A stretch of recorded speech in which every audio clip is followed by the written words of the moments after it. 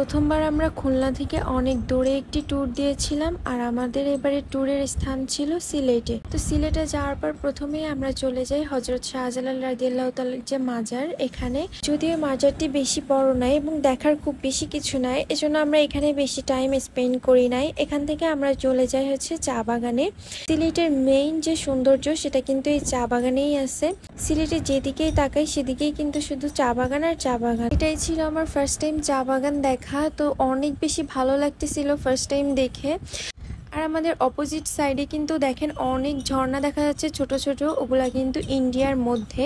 আমরা ছিলাম বাংলাদেশের এই সাইডে আর ওটা ছিল ইন্ডিয়ার মধ্যে ঝর্ণাগুলো। আমার তো ঝর্ণাগুলো দেখে খুবই যাইতে মন চাচ্ছিল।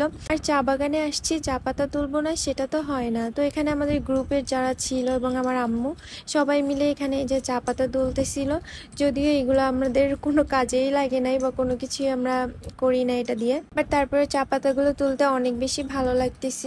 আর আমরা যেদিন গিয়েছিলাম সেদিনের ওয়েদারটা এত বেশি সুন্দর ছিল, মানে দেখেই মনটা ভালো হয়ে গিয়েছিল। আমরা গিয়েছিলাম সারাদিন জার্নির পর, বাট মনেই হচ্ছিল না। আমরা প্রায় সারা রাত জার্নি করার পর কোনো রেস্ট না নিয়েই ঘুরতে গিয়েছিলাম, কিন্তু সত্যি বলতে আমাদের একটুও ক্লান্তি লাগে নাই। এখানকার ভিউ দেখে আমাদের সব টায়ার্ডনেস, ক্লান্তি সব কিছু চলে গিয়েছে সত্যি। চা বাগান শেষ করে আমরা চলে গিয়েছিলাম তামা বিলে। এই যে এখানে যে গেটটা দেওয়া আছে, গেটের ওই পাশে ইন্ডিয়া এবং আমরা ছিলাম বাংলাদেশের মধ্যে। এই জিনিসটা আমার অনেক বেশি মানে ভালো লাগতেছিল, আবার একটু আফসোসও হচ্ছিল যে আজকে যদি আমাদের দেশ ভাগ না হতো তাহলে কত ভালো হতো। আমরা ইজিলি ওই দেশে যাওয়া আসা করতে পারতাম, কোনো পাসপোর্ট বা কোনো কিছুই লাগতো না। তো যাই হোক, এখানে আমরা এই যে কয়েকজন ইন্ডিয়ানকেও দেখতে পাচ্ছিলাম, তো সেটা আর কি একটু ভিডিও করছিলাম। তো তামাবিল দেখা শেষ করে আমরা চলে গিয়েছিলাম জাফলং জিরো পয়েন্টে যাওয়ার পরই দেখি যে এখানে বৃষ্টি শুরু হয়েছে। আর বৃষ্টি শুরু হওয়ার পর জায়গাটাকে আরো বেশি সুন্দর লাগছিল সত্যি বলতে। সিলেট শহরটা কিন্তু অনেক বেশি সুন্দর, যেটা আপনি ক্যামেরায় দেখে বুঝতে পারবেন না, সামনাসামনি দেখলে বুঝতে পারতেন।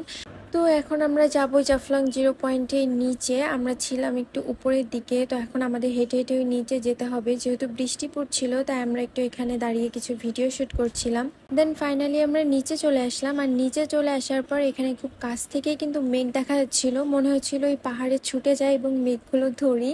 বাট ওই পাশে ছিল ইন্ডিয়া, এই যে লাল একটা বর্ডার দেওয়া আছে, বর্ডারের এই পাশে হচ্ছে বাংলাদেশ, ওই পাশে ইন্ডিয়া। তো এখানে আমি এসে সিম্বুকে কল দিব না সেটা তো হয় না, সিম্বুকেও দেখাচ্ছিলাম যে দেখো সিম্বু আমি সাদা পাথর জাফলংয়ে আসছি। তো ওইটা আর কি ওকে দেখাচ্ছিলাম, বাট ওর মন অনেক খারাপ ছিল যেহেতু আমরা ওকে রেখে চলে আসছি এত দূর, যেহেতু ওকে আনা সম্ভব না, অসুস্থ হয়ে যেতে পারে, এই জন্য ওকে রেখেই চলে আসছিলাম। জাফলংয়ে আসছি আর এখানের পানিতে ভিজবো না সেটা তো হয় না, তো এই কারণে এখানে একটু পানি নিয়ে আমি ঢং করতেছিলাম।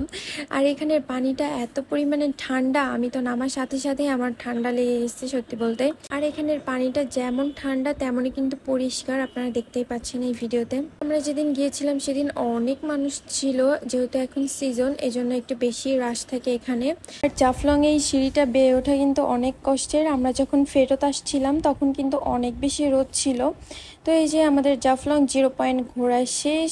আর জাফলং জিরো পয়েন্ট দেখা শেষ করে আমরা চলে যাই লালাখালে। এখানে আমরা একটা বোট ভাড়া করেছিলাম, বোট ভাড়া করে পুরো নদীটা ঘুরে দেখছিলাম। তো অনেক বেশি ভালো লাগতেছিল এখানে। আমরা যেহেতু ট্যুর গ্রুপের সাথে আসছিলাম এজন্য আমাদেরকে একদিনে অনেকগুলো স্পট ঘুরিয়ে দেখানো হয়েছিল, যেহেতু আমরা 3 দিনের জন্য গিয়েছিলাম। তো 3 দিনের মধ্যে আমাদেরকে পুরো সিলেট ঘুরে শেষ করতে হয়েছিল। তো একদম ফার্স্ট দিনে আমাদের লাস্ট ট্যুরটা ছিল হচ্ছে আগুনটিলা পাহাড়ে। এই আগুনটিলা পাহাড়ের এখানে আগুন এইভাবে জ্বলতেছে দেখে আমি অনেক বেশি অবাক হয়েছিলাম, কারণ এইভাবে আগুন জ্বলতে আগে কখনো দেখি নাই। তো পরে জানলাম যে এই পাহাড়ে হচ্ছে গ্যাস আছে, যার কারণে এরকম আগুন জ্বলে। পাহাড়ের এই মাটিগুলা লাঠি দিয়ে যদি একটু উপরে উঠায় দিয়ে একটা গর্ত মতো করে ওতে হচ্ছে আপনি আগুন ধরাই দেন, তাহলে এরকম আগুন জ্বলবে। আর এখানে পাহাড়ের মধ্যেও আগুন জ্বলছিল, তো এটা কিন্তু গ্যাসের কারণে হয়। ফার্স্ট টাইম আমি এরকম দেখলাম যে পাহাড়ের মধ্যে আগুন জ্বলতেছে, তো দেখে খুবই ভালো লাগলো। আর পাহাড়ে ওঠার ইচ্ছা ছিল, বাট খুব বৃষ্টি হয়েছিল যার কারণে পাহাড়ে ওঠা একটু রিস্কি ছিল, তো এই কারণে আর রিস্ক নেই নাই। তো এটাই ছিল আমাদের শেষ গন্তব্য। এরপর আমরা এক কাপ চা খাই এবং বাসায় চলে আসি।